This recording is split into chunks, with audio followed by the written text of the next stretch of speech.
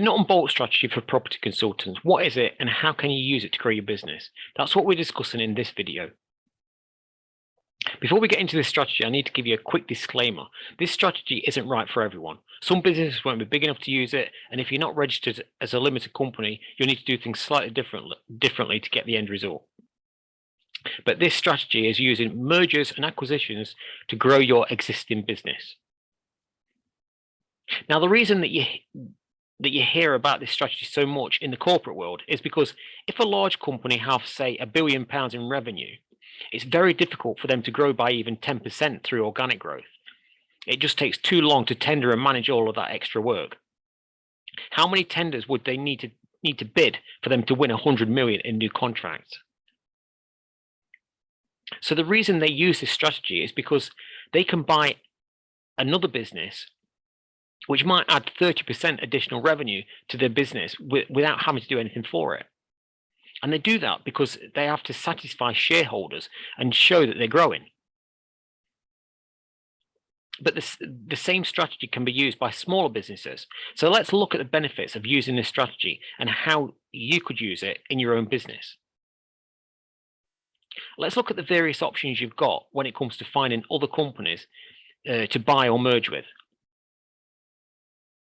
So the first thing you can do is look at buying or merging with a direct competitor. That's a business that provides the same service to the same group of people in the same location. If you can buy or merge with a direct competitor, it means you own more of the local market. When most people think about buying a business, this is generally as far as the search goes. But there are lots of easier options that have a bigger impact on the business long term. The next, you could look at a property consultancy in a new location. For example, you might want to have a presence somewhere else. So you could look at a business in another region. Third, you could look for a property consultancy that serves another sector or another group of customers that you don't currently serve. Then you can look at what other products or services your existing customers might want to buy and look for companies that might be able to provide those offerings and buy or merge with them. The trick isn't to think about what you provide right now, but instead, what could you add to what you already do? And normally, what a lot of people do when they go down this route is to buy the business, and then they'll replace all of the branding and put their own logos all over the acquired business. And actually, that's the worst thing to do for a small business. People generally do this for two reasons. First, they do it out of ego. They want everyone to see this big empire that they've built. And second, it's because they see much bigger companies do it and think that's just the way it should be done. The problem is, if you replace that business identity with your own, people will just think the other business has gone to the wall, and they'll go somewhere else, most likely to the competitor. If you buy a business that provides the same services, there might be a reason that their clients chose to go to that business instead of yours. Maybe they've got some bias toward the other business. So if you change the branding on that acquired business, there's a chance that you might lose half of those customers. The other issue is staff and suppliers. They already have buy-in and relationships with the original business brand. Staff and suppliers don't like change. It makes them nervous, and they can either leave the business, or if they're a supplier, they might change how they work, such as reducing credit terms.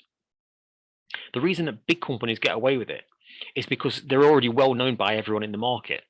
They've spent millions on marketing, and even when they buy a business, they still spend a huge amount on telling the world about that new acquisition. A better option, if you really want to satisfy your ego and show the world how big your empire is, you can create a brand that owns all of these businesses. The same could apply if you merge with another business, because in that case, you'll always have an argument over whose name you should use and what the name should be. But if you create a new brand, you can keep each business with their own brand name and then just say it's part of the ABC group. It solves any arguments. And I found a few examples of how larger businesses have done this themselves. because even though they're quite large businesses, they still appreciate the risk replacing one brand with their own. If you keep the same branding and names on the acquired business as well as your own brand and operate them separately, it means you own a bigger share of the market. Let me tell you about something I went through recently. A few years ago, I was looking for a plumber to service the gas boilers on some flats that we owned. The plumber we'd used before that, he'd just retired, so we needed to find someone new. So I went onto Google and I did a local search for a plumber. I've made these names up, by the way, so if you know someone with these names, then there's no connection to this story. Now, when I clicked on each of the search results, I noticed that they all had different websites, but a lot of them had the same phone number. And as it turned out, 6 out of the 10 were all owned by the same company. So if you think about that for your business, if there's 10 listings on Google when your customers search, but you own 6 of those listings, you own 60% of the market. You've got a 60% chance of winning that client. But if you'd rebranded those businesses, there'd only be 5 listings and you'd only own 1 of them. That's only a 20% chance of winning that client. So what are the benefits of using this strategy? Well, first, you increase in size, which opens up larger opportunities and contracts. It might bring some key staff into the business that otherwise you might not have access to. And as a bigger business with more buying power, you can negotiate better terms from suppliers. The new business might have a product or service that you can sell to your clients and vice versa, which means both businesses end up growing. Buying a business is normally cheaper than trying to set something up from scratch. So for example, if you wanted to start providing a new service offering, that would have a cost to creating it and getting it up to that same level where it can operate by itself. There's also a lot of time involved in that. And if you're trying to target a new sector of clients, it can take a long time and cost a lot of money to win clients in that new sector. Having access to a new region means you can offer services to your clients in that region or attract new clients in that region, depending on the type of clients that you already work with. Another benefit can be a reduction in overhead or operating costs because you can share resources between the companies. If you both have offices in the same area, for example, then moving into the same building could reduce the office costs by 30 or 40% or more if both businesses have extra capacity there. So buying a business, if you do it properly, can have a big impact on both businesses. Often you'll see both businesses double in size within a couple of years if you can get the synergies right. That means both reducing costs, but also adding revenue by bringing the two businesses together. Now, I mentioned it's not right for everyone, and let me explain why. I've seen some business owners that buy a business and then it doesn't go anywhere. In fact, in some cases, their original business ends up going bankrupt. And that's because the business owner has moved all of their focus from their existing business and put it all into the new business. So the only time that a business should consider using this strategy is if they've got a dedicated management team for their existing business, and it doesn't need the owner involved with it anymore.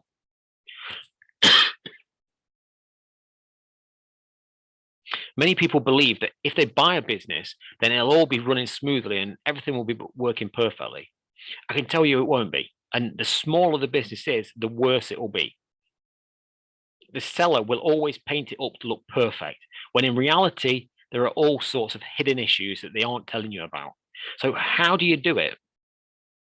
Let's look at the process now. The first thing I'd say is, to get this right, you have to have at least one person in the business dedicated solely to making it happen. And after the deal's done, managing the whole integration of the two businesses, making sure every opportunity gets taken care of, such as having a plan to cross-sell to each other's clients and then look at how to reduce costs. After you've got that, then it's time to identify all potential businesses. Part of identifying potential businesses is to look at each business and see whether it's got a real synergy with yours. If you put them together, would it mean a 2 + 2 = 6, or would it be doing a deal just for the sake of doing a deal? In which case, it would probably mean 2 + 2 = 3. But when we're talking about synergy, what else is your client buying? If you're acquiring or merging with a company to provide that cross-sell to your clients and vice versa, you want both businesses to be in what we'd call the same product family. So what does that mean? The client has to see a clear connection between what you do now and the new product you're offering. So let me use an example. Let's say you're a plumbing company and you provide various types of plumbing services to your clients. Now, if you buy a business that provides financial advice, well, your clients aren't going to see the connection. They're going to think, what does a plumber know about financial advice? And likewise, the other firm's clients, they'll think, what does a financial advisor know about plumbing services? There's no natural connection between the two. So to make that connection, you have to stick to the same product family. So for that plumber, the product family would be the services within a building. So that could include gas services, electrical services, air conditioning, and refrigeration. You can clearly see the connection between all of those services. Another example, if you provide temporary staff, well, the product family would be related to staffing services. So you could include HR, training, payroll, and anything related to staff incentives or benefits. And that's how you make that connection in your client's mind. You probably want to build a shortlist of between 400 and 600 companies that are suitable. And what you'll find is about 95% of them won't be interested in even having a conversation. The majority of people are what I call closed-minded. They aren't interested in anything except what's right in front of them. But to get started, you've got to initiate that conversation with them. You'll probably find you might have 4 or 5 that are interested in a deal out of that original shortlist. And from that, you might make a deal with 1 or 2 of them. Altogether, it'll probably be a 12 to 18-month process from start to signing the deal, unless you can get lucky along the way. So assuming you strike up a deal, let's look at the best way to structure it, because this is one issue that comes up and can cause serious harm to a business if you don't do it right. Now, what normally happens is a business will buy another business and they'll transfer all of the staff and all their assets into one of those 2 companies. Personally, I think the better way to do it, as we've already touched on, you keep each business independent. That means staff continue to be employed by the same company. That saves on all sorts of issues like TUPE, transferring employment contracts over, as well as transferring clients over. So you do this rather than your business directly owning the acquired business. Instead, you set up a holding company that owns both of these businesses. That way, they both continue to operate exactly as they did previously. The other benefit, if anything happens to one of these businesses, it doesn't affect the other. Whereas if you acquired a business and transferred a contract over to your business, but then found the contract was losing money, well, that would cause serious damage to your own business. Why would you want that risk when you don't need to? So you set up a holding company structure to protect both businesses. Now, there's a word of caution with a strategy, especially when it comes to finding potential deals. And it's a trap most people fall into, which is to use a business broker. Now, on the face of it, you'd think a business broker would be the perfect place to find a suitable business to buy. But I've personally looked at over 1,000 businesses listed for sale with over 100 different brokers in the last 12 years, and they've all been a waste of time. The biggest reason is these business owners have been brainwashed by the broker to believe that a deal has to be done in a set way. There's a set price, a set structure, and that's the only way to do it. And that's why it falls down. In most of the cases, the business is way overpriced. One example I've seen seen a lot with these businesses, they'll have a ridiculous profit multiple with a price tag of something like 44 times profit. That means if the business made 100,000 in profit, they'd valued it at 4.4 million. Now, what does that mean in real life?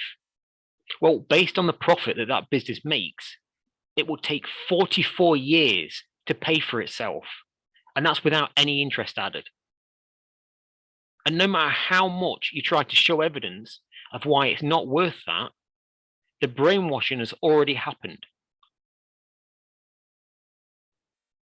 The problem with business brokers, they get paid up front, normally based on a percentage of the valuation, but the valuation is what they've set. So it's it's a very unethical industry.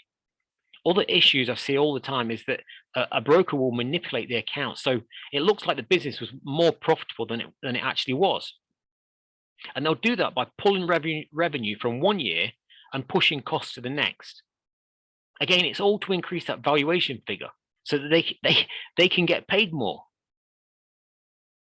And the sad news is 98.7% of these businesses never sell, even though they've paid out hundreds of thousands in broker fees. So forget business brokers, they're a waste of time. Instead, just go direct to the businesses that you've shortlisted. And that's how you use the nut and bolt strategy to grow your property consultancy.